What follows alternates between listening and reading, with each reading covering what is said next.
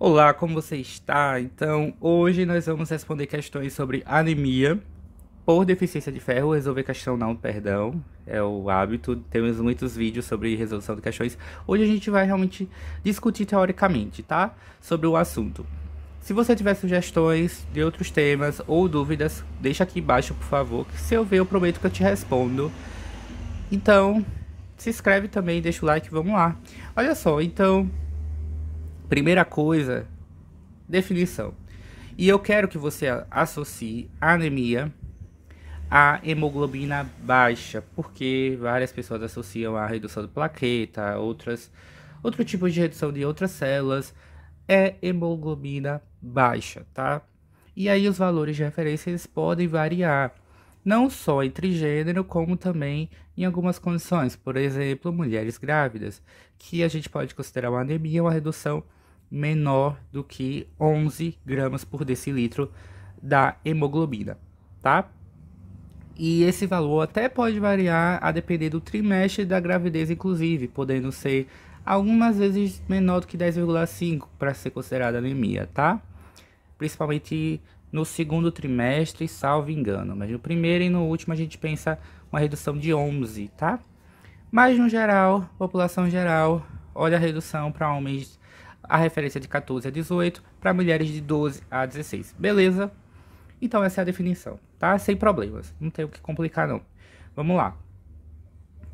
A gente já sabe o que é anemia, mas o que é que essa redução de hemoglobina ela vai causar? Olha só, a gente pode dividir a priori a anemia em leve, moderada ou até grave. A anemia leve, geralmente ela vai ser assintomática. Você vai descobrir que tem anemia por exames de rotina mesmo, não tem sintoma, é um rastreio, percebe, tem anemia, tá? Especialmente na infância, né? Associada à deficiência de ferro, bem presente na infância, eu tive a minha infância inteira praticamente, e olha que foi tratada, mas foi difícil. Enfim, e eu não tinha sintomas, tá? Então, anemia leve, de fato. Existe a curva de dissociação da oxihemoglobina, e essa curva é o que explica, ajuda a explicar um dos fatores a gente não ter sintomas de anemia leve porque existe uma compensação do nosso corpo para manter a distribuição adequada de oxigênio para os tecidos, tá? Ainda que você tenha uma redução da hemoglobina,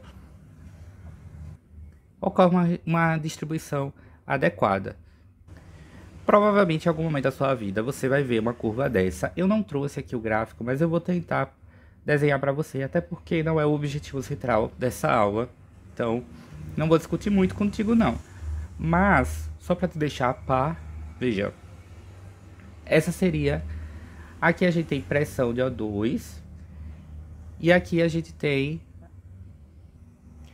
a saturação de hemoglobina, tá? E aí a gente ouve muito, a curva vai mais para a direita, ou a curva vai mais para a esquerda, porque essa aqui seria uma curva padrão. Só que, a depender do cenário, por exemplo, diminuição da concentração dos íons de hidrogênio, diminuição da temperatura, diminuição do CO2. Aí a curva, ela vem mais para a esquerda. Por quê?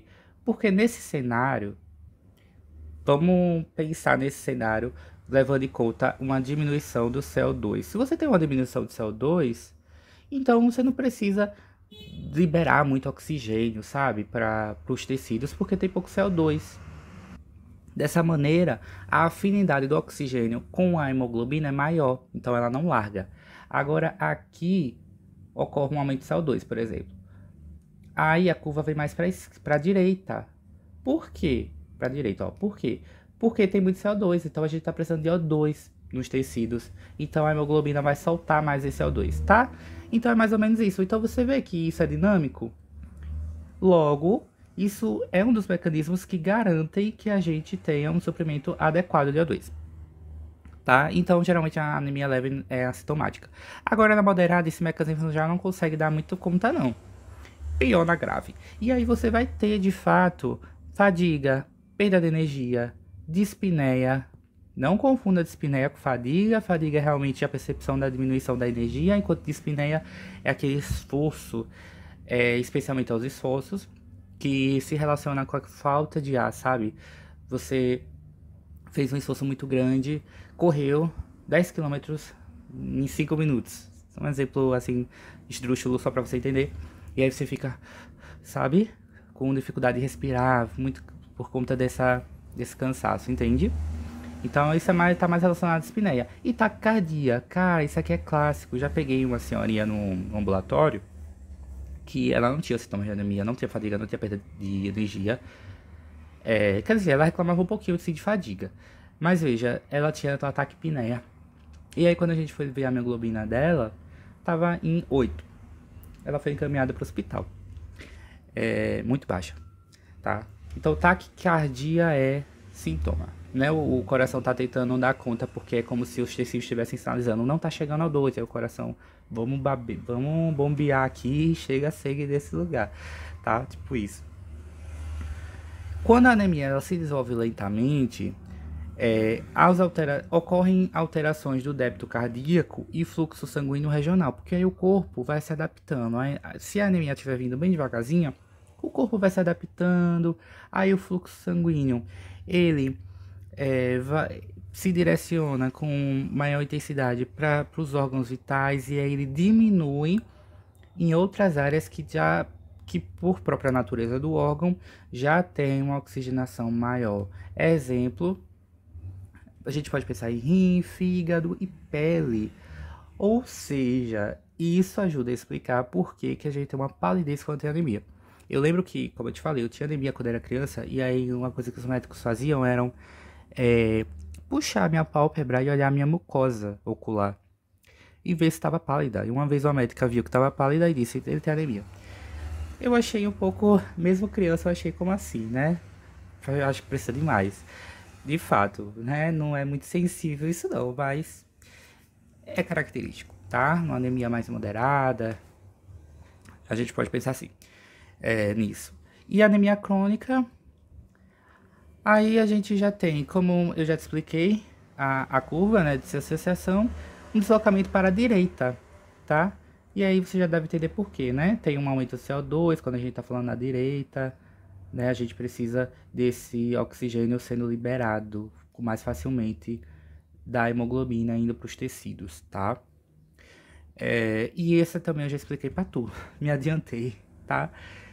Beleza, então vamos lá. Seguindo, agora a gente vai entender a anemia hipocrômica microcítica. Calma, não se assusta.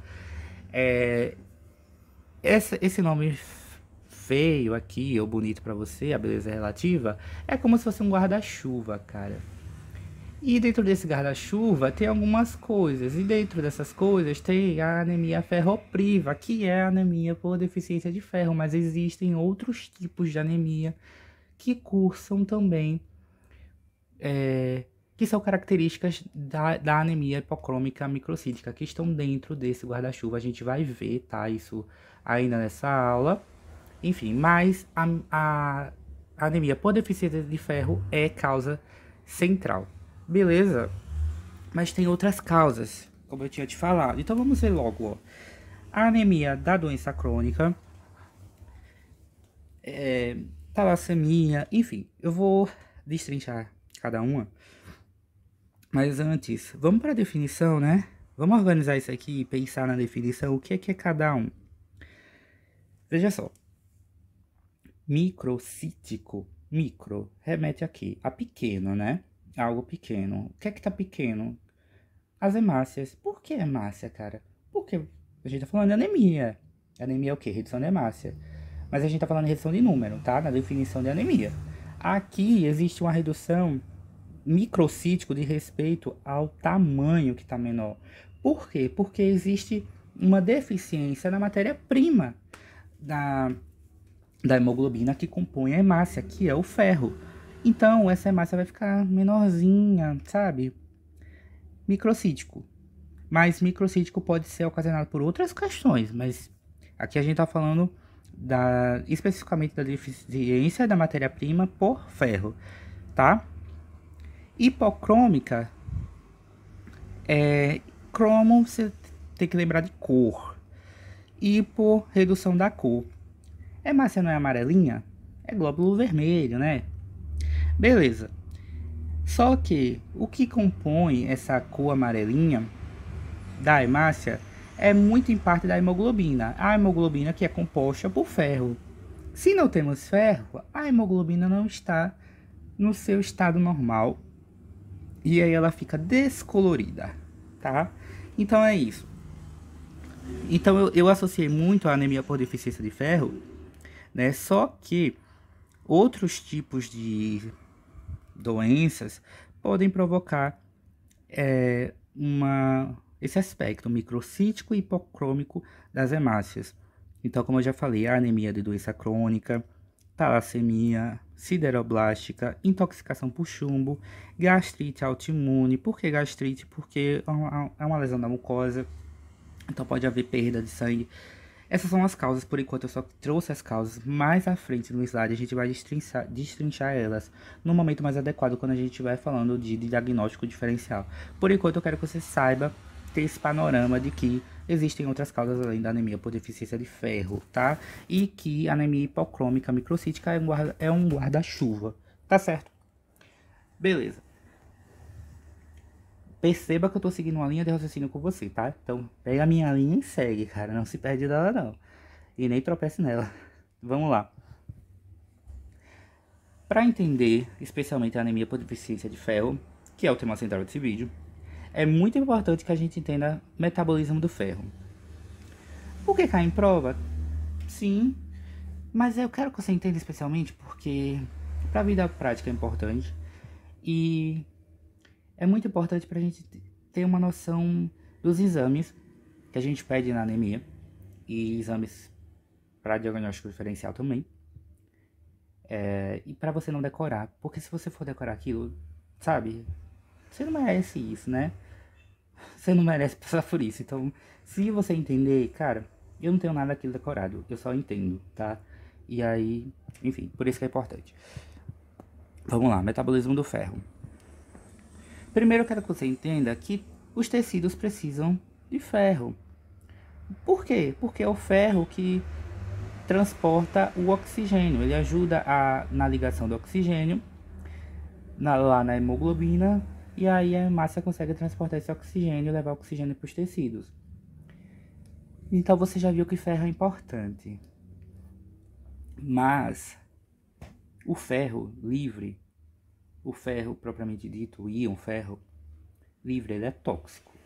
Então o corpo precisa dar um jeito nisso, de transformar esse ferro em algo que seja para ajudar, de fato, e não que seja tóxico.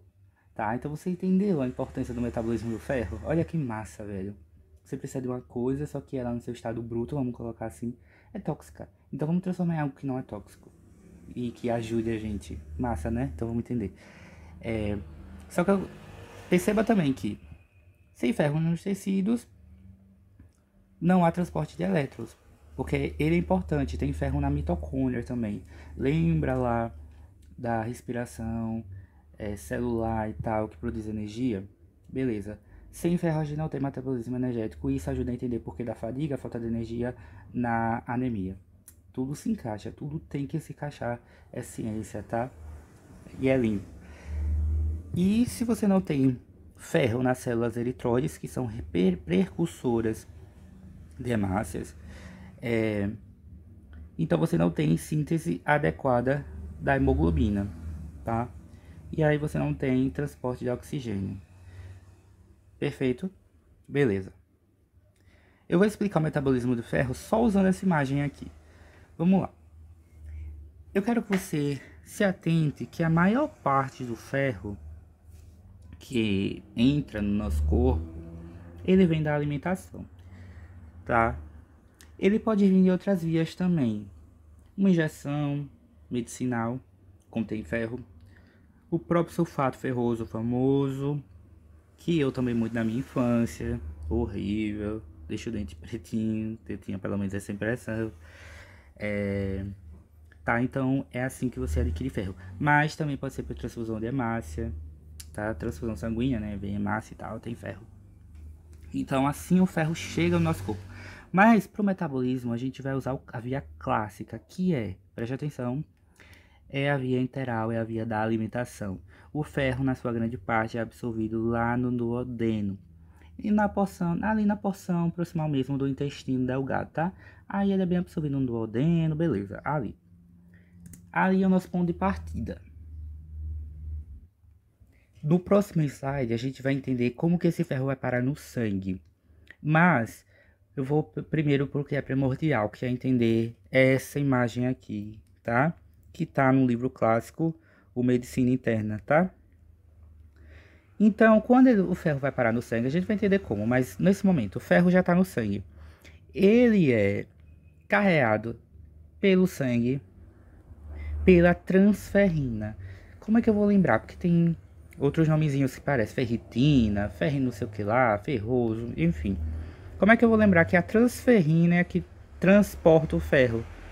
Transferrina transporta o ferro, cara. Então, associe isso aí, tá? Vá por mim, vai ajudar. Beleza.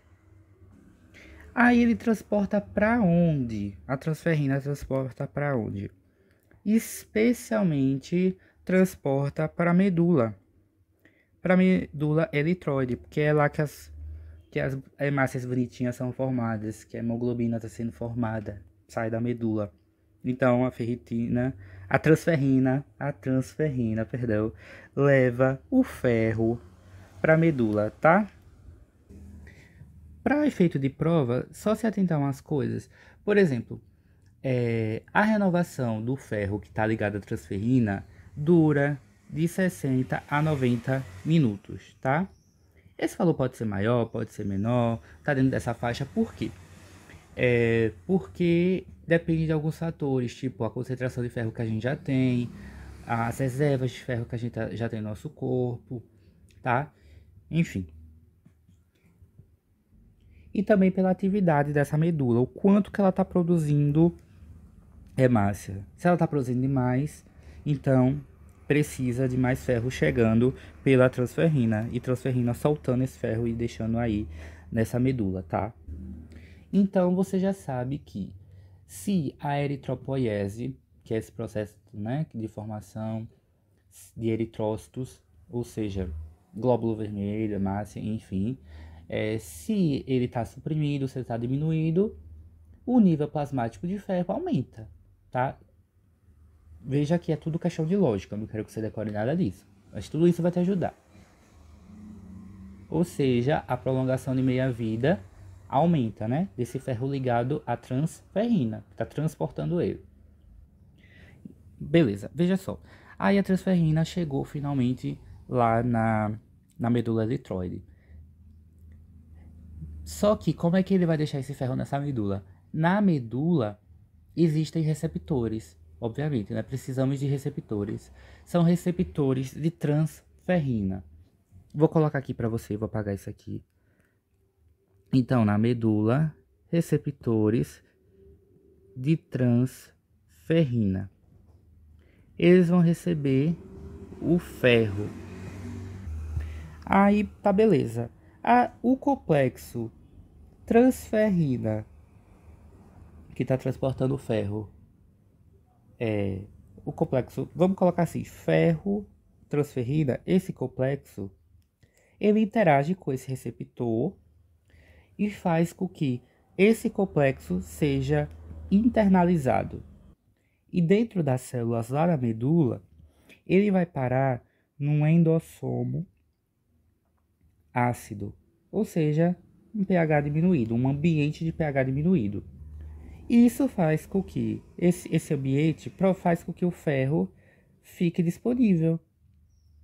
Fique disponível para quê? Para formar o M, que é um dos componentes das hemácias, da hemoglobina, para ser mais específico.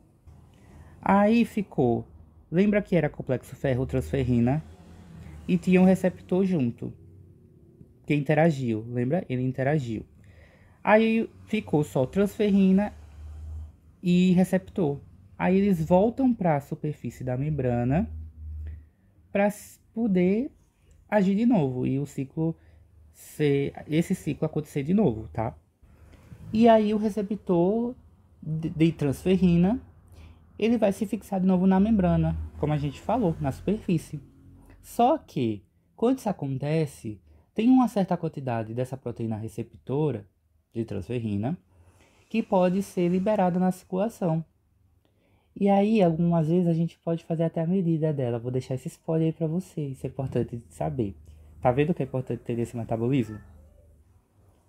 Só que, voltando para dentro da célula, o ferro vai ser utilizado para o M, só que outra parte, vou colocar aqui, outra parte vai ser armazenada, cara, olha que interessante. Ela vai ser armazenada e ao se ligar numa proteína chamada apoferritina, formando ferritina. Então, deixa eu colocar aqui para você, ó, outra parte é armazenada. Armazenada de que forma? Ferritina. Ferritina é muito importante. Chegou um jogador muito importante desse jogo aqui, tá? Guarde ele, você sabe que ele é bem usado, né? Beleza. Só que o que é que aconteceu com o ferro lá que foi usado para fazer o M? Ele finalmente fez parte de para compor a hemoglobina. Então esse ferro, ele entra na circulação por meio da liberação de novos eritrócitos, ó, eritrócito ou glóbulo vermelho, como você quiser chamar, e aí circula no sangue. Só que, quando esse eritrócito morrer, né, e glóbulos vermelhos têm vida de 120 dias mais ou menos, né, um tempo de meia vida 120 dias, aí esse ferro vai voltar a ficar disponível, mas até lá não, ele está dentro do eritrócito, olha que massa. Após mais ou menos 120 dias, eu acho que essa imagem poderia ter colocado isso, o tempo, o que é que acontece? O eritrócito ele é reconhecido como velho, tá velhinho e tal. E é reconhecido como velho por quem? Pelas células do sistema retículo endotelial, RE, células do retículo endotelial, do sistema retículo endotelial. E aí essas células fagocitam. Deixa eu colocar aqui, ó. Porque se você quiser ter apelido dessa bagunça, pelo menos você vê e usa a memória ativa para lembrar. Fagocitam. Sim, fagocitou e aí aconteceu o quê? Sempre se pergunte esse tipo de coisa. E segue a linha de raciocínio. Ele fagocita e aí a hemoglobina ela é degradada. E aí a globina e as outras proteínas vão voltar para os reservatórios de aminoácido. E o ferro ele é transportado de novo para a superfície da célula retícula endotelial. E aí vai ficar lá na superfície fazendo o quê? Esperando a transferrina vir buscar ele. Olha que massa, cara. Olha que massa. Vou até desenhar aqui para você, ó. Fagocitou, beleza. Só que aqui tem a célula RE. E aí o ferro, ele veio para a superfície esperar transferrina. Essa imagem aqui, ó, de baixo, ela tá mostrando que o ferro pode vir do intestino por meio da absorção, mas também ele pode se armazenar no fígado, então a transferrina pode buscar ele, e o metabolismo extravascular também por meio por exemplo, como assim metabolismo extravascular? Vamos pensar que tem uma lesão no intestino que provoca sangramento e expõe o sangue ali fora dos vasos extravascular. Só que isso vai expor também o ferro, né? As células e por consequência o ferro, então ele pode ir ser reabsorvido e parar de novo junto com a transferrina, tá? Beleza, então você entendeu a imagem, vamos para o próximo capítulo. Slide, perdão. Ainda dentro desse metabolismo, entenda o balanço do ferro nutricional, porque agora eu quero que você se pergunte como que ocorre essa absorção do ferro. Eu já falei tudo isso aqui, ó. Ele pode entrar no nosso corpo por meio desses fatores. Quero que você lembre que o ferro M, que é aquele que está diretamente relacionado à hemoglobina, ele é a principal forma que a gente consegue absorver. Ele é muito rico em ferro. A carne vermelha é muito rica em ferro porque tem o ferro do tipo M, que está ligado à hemoglobina. É isso, tá? Então comer carne vermelha Pode ajudar na anemia? Sim, foi isso que o médico me falava. Pra comer carne vermelha, fígado e tal. Fígado, por que será? Porque tem reserva de ferro. Você tá vendo que tá tudo se encaixando? Que foda. Ih, eu não posso falar isso por causa do YouTube. Mas enfim. E o local da absorção, já falei também. Agora, olha a cascata de coisas. O ferro férrico é a forma do ferro que é apresentada lá nas células do intestino, que tem a borda em escova. Você lembra disso, né? É o ciclo básico que você vê na área da saúde. Intestino formado pela células em borda de escova. Então, o ferro férrico é a forma que chega nessas células, tá? Só que, para o ferro ser absorvido, ele precisa ser captado por essas células, tá? Do intestino e tal. Para isso, esse ferro férrico é convertido. Ele é convertido para a forma ferrosa. Por isso que eu coloquei aqui, ó, forma ferrosa. E ele é convertido por quem? Por uma enzima ferrirredutase, tá? Isso vai permitir que esse ferro seja transportado através da membrana dessa célula. E ele vai ser transportado por esse transportador aqui, ó, o DMT1, que é chamado transportador de metal divalente tipo 1. Tá em inglês. Transportador de metal divalente do tipo 1, tá? E aí ocorre a captação por essa célula luminal, pela célula que está lá no lúmen do intestino.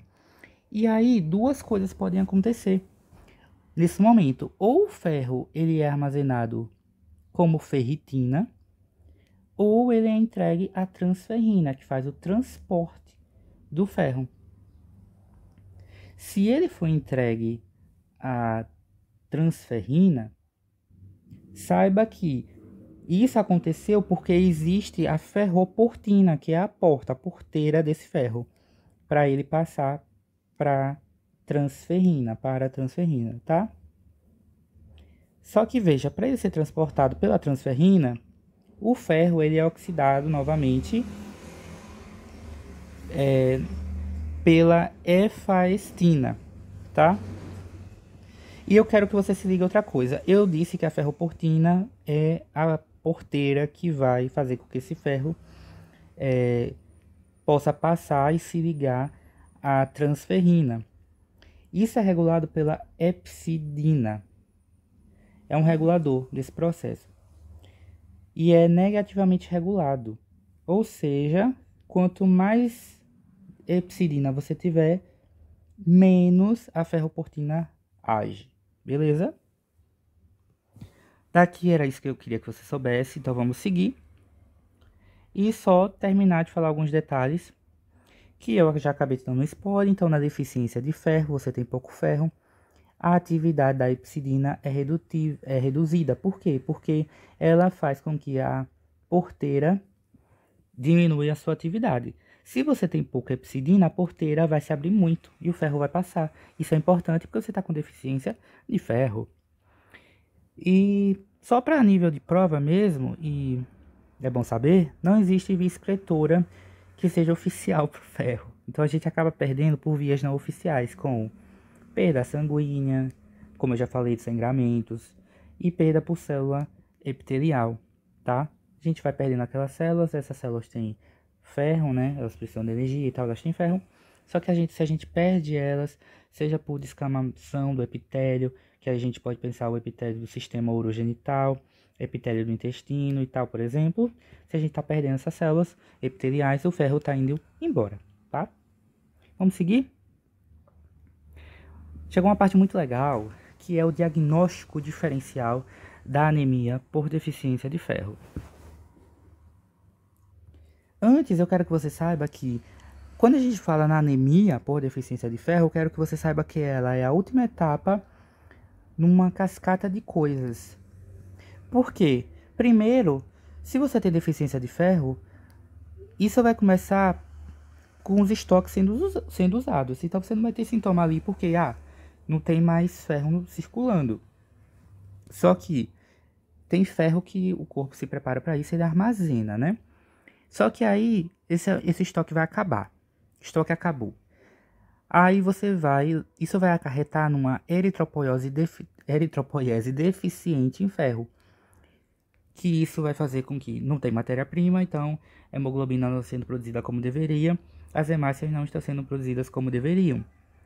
E aí isso é o que vai levar em último estágio para anemia por deficiência do ferro. Aí sim a gente tem um quadro de anemia, mas até lá, por exemplo, começou a usar estoque de ferro.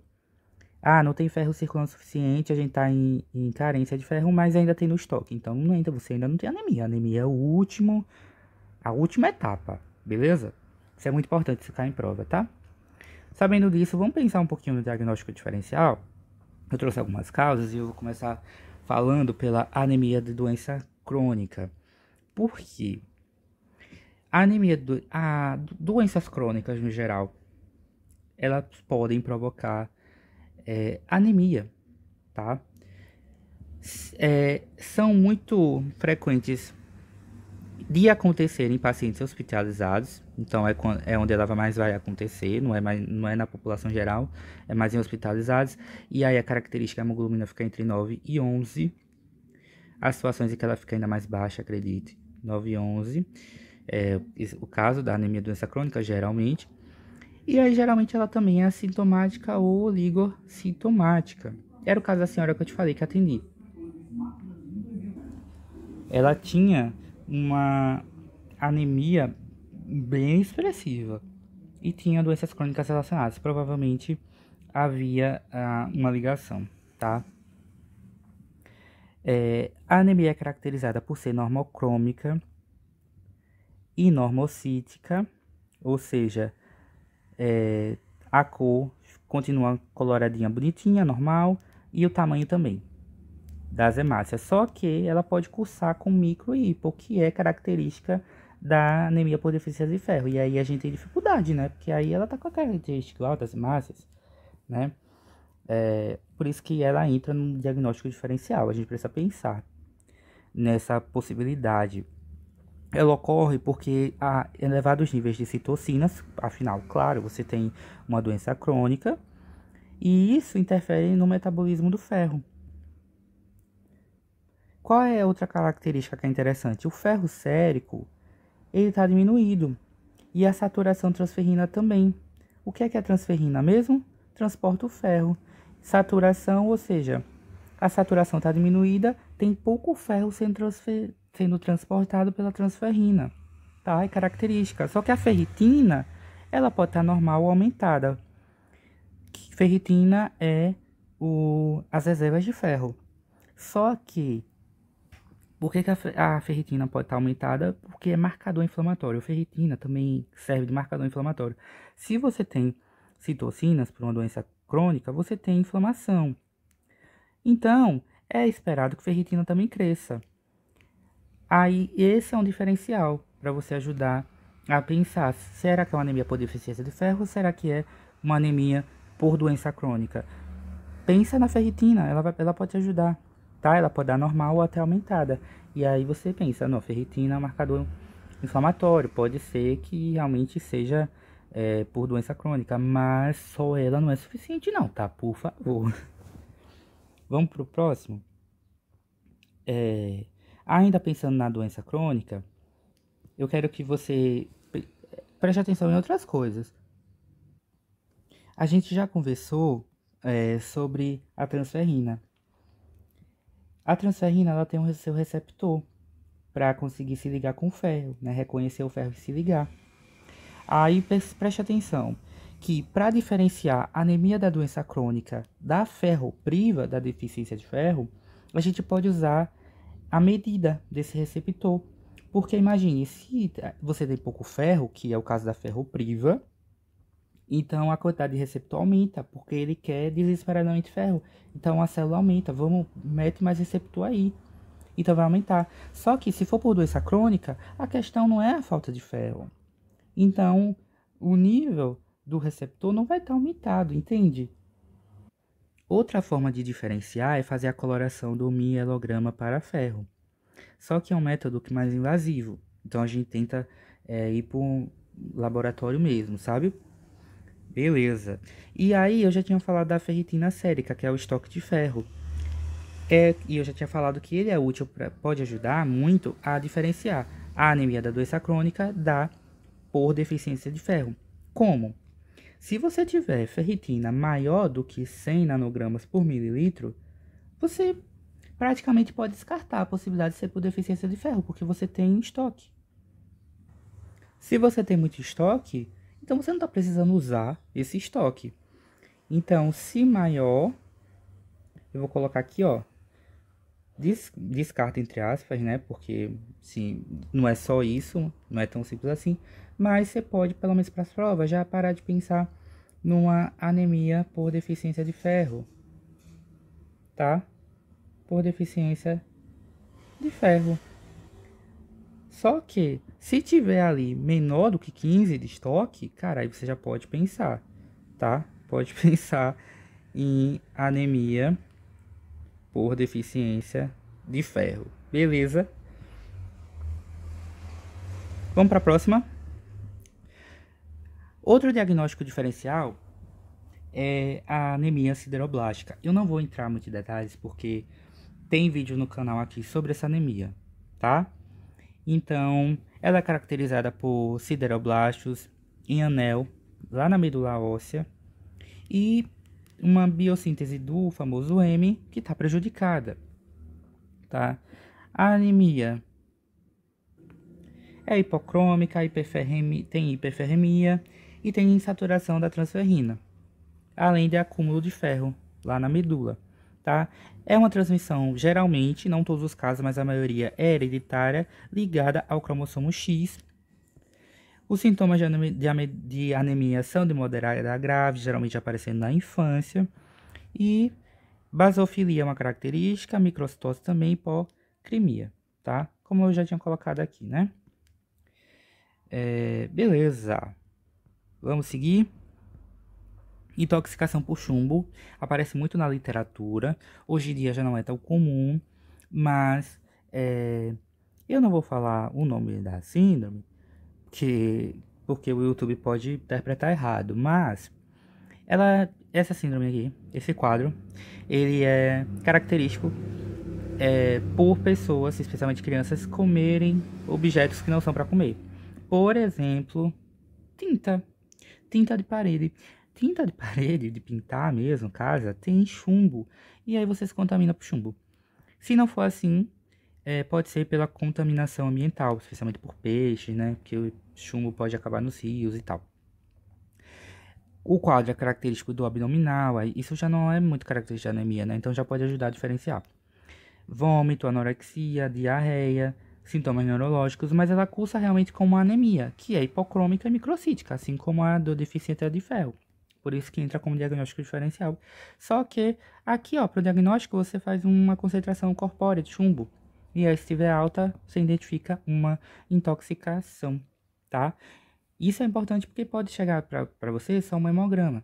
E aí você vê, nossa, anemia, do laboratório, os exames laboratoriais indicam que parece que é uma anemia por deficiência de ferro. Só que leve em conta os determinantes sociais dessa pessoa, além desses sintomas aqui, ó. Se tiver, vamos pensar talvez numa deficiência, numa intoxicação por chumbo, tá? Vamos para a próxima. Ancilostomíase, não sei se você já ouviu falar, que ela pode provocar anemia, né? Esse serzinho que pode viver na mucosa gastrointestinal. Se paciente que mora em região endêmica apresentar sinais característicos de uma anemia por deficiência de ferro, pense na ancilostomíase. Por quê? Porque o parasita que está lá especialmente no intestino delgado, ele faz o quê? Ele fixa na mucosa e aí ele libera substâncias anticoagulantes para ficar sugando o sangue, porque ele não vai sugar sangue coagulado, né? Então ele libera essas substâncias, só que ao liberar, o sangue não coagula e aí fica mais fácil desse sangue sair pela mucosa. Ele não consegue sugar tudo e a mucosa está ferida, vai perdendo sangue. E aí a gente perde sangue pelo parasita que está sugando e pela própria ferida provocada pelo parasita. E ainda tem mais, te conto mais. Ele não fica no lugar só. Ele fica se deslocando. Aí ele bagunça aqui, fere aqui, depois vai para outro lugar e aqui fica ferido. E aí continua perdendo sangue. Imagina. Então você tá perdendo sangue, tá perdendo ferro por conta do sangue, a gente viu que é uma forma, né, não oficial, até brinquei, não oficial de perder ferro. Exato, você tá perdendo ferro, então pode provocar uma anemia, tá? Quadro clínico, geralmente é sintomático, mas pode levar a fadiga do abdominal também, ó. Anemia hipocrômica e microcítica, assim como é a anemia da deficiência de ferro, né? Diagnóstico, eosinofilia também, ó, pode aparecer. E o parasitológico. Só que o parasitológico, que é feito pelas fezes, ele tem baixa acessibilidade. Então ele tem uma alta taxa de falso negativo, sabe? A pessoa tem, mas o exame diz que não tem. Pois é, sabe uma alternativa que você pode fazer? Gastroduodenoscopia. Porque você consegue ver o próprio parasita lá, cara, além das lesões. Pois é, vamos seguir. Quais são esses famosos exames laboratoriais que a gente vai utilizar para avaliar anemia ferropriva? De clássico, de clichê, vamos pensar nesses daqui, ó, de cara, tá? O ferro sérico é o ferro que está circulando no sangue, né? Ele é horrível. Ele é horrível. Ele, você não vai deixar de pedir, mas é para avaliar junto com outros parâmetros, porque ele sozinho, jamais. Por quê? Tem muita gente que tem anemia por deficiência de ferro e pode vir com o ferro sérico lá no alto. Descarta a tal anemia? Não. Por quê? Porque se você comer algo rico em ferro, pense na carne vermelha que eu te falei, rica em ferro M. O ferro sobe, cara. O ferro sérico sobe. Então, é muito lábil, sabe? Enfim. Tem a ferritina. A ferritina é interessante. A ferritina é o estoque de ferro. Só que ela também é marcador inflamatório. Então, se você tiver uma condição inflamatória sistêmica, ela também pode crescer. Então pense nisso. Tá? Perdão pela tosse. Mas, claro, você vai levar tudo isso em conta, tá? Tem também o índice de saturação da transferrina. Índice de saturação, quanto que de transferrina, o quanto de ferro que está sendo transportado pela transferrina. Os valores de referência vão de 20% até 50%, tá? Alguns autores colocam 45%, mas a gente pode considerar de 20 a 50%, tá? É uma taxa legal, é valor normal, tá? E a capacidade de ligação do ferro é alta na anemia ferropriva. Por quê? Porque lembra que a gente falou que os receptores aumentam? O receptor aumenta, então a capacidade de ligação, a gente pode pedir um exame disso, para avaliar isso, ela é alta, tá? Só, o diagnóstico padrão ouro, realmente para saber se você tem anemia ferropriva, é por meio da medula óssea, só que é muito invasivo, né? Você não vai fazer... Imagine eu criança com o diagnóstico de anemia que eu tinha, ferropriva, fazer um exame da medula óssea em mim? Claro que não. Extremamente invasivo, não precisou, tô aqui vivo, repus ferro, né? Eu era criança, tomei sulfato ferroso, melhorei a alimentação. E aí, depois de alguns anos, melhorei. Precisei da minha ferropriva? Não, então a gente não vai pedir para todo mundo. A gente vai tentar usar só esses daqui, os laboratoriais, para dar conta, tá? Eles não são padrão ouro, mas eles ajudam você. Não são seus inimigos, obviamente, tá? Quero que você preste atenção em duas coisas. Cai em prova, e você pode ver em ambulatórios, né? Dermatos e tal. Esses exames aqui, ó. Esses achados clínicos, eu vou colocar assim, tá? Esses achados clínicos. O RDW, que é a amplitude de variação eritrocitária, que é isso? Ele mede a variação realmente das células. Por exemplo, quais células que eu estou falando? Os glóbulos vermelhos. Eles medem a diferença de tamanho. se um tá maior e o outro tá menor. Se tiver muita diferença de tamanho, uma má distribuição, isso pode ser um indicativo, né? É uma normalidade que indica deficiência de ferro. Porque ferro é matéria-prima para a produção desses glóbulos vermelhos. Se você não tem matéria-prima, a medula vai produzir mal. Vai produzir uns maiores, vai produzir uns menores, e aí fica bagunçado. Então, quanto maior essa taxa de variação, aí a gente pode pensar realmente que para ajudar a gente numa confirmação de anemia ferropriva.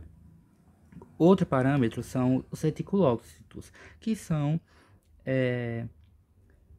precursores, né, das hemácias. Na deficiência por ferro, ela pode ser até normal, só que pode ser que ela esteja baixa. E aí também é indicativo de anemia por deficiência de ferro, tá? Por quê? Porque você não tem a matéria-prima adequada, beleza? Olha aqui as referências à Medicina Interna de Harrison e um artigo muito massa sobre diagnóstico diferencial da deficiência de ferro. Terminamos por aqui. Se você tiver dúvidas, por favor, coloca aqui embaixo que eu vou adorar te responder. Muito obrigado pela sua atenção. Lembre de se inscrever e deixar o like. Estamos juntos nessa. Até a próxima.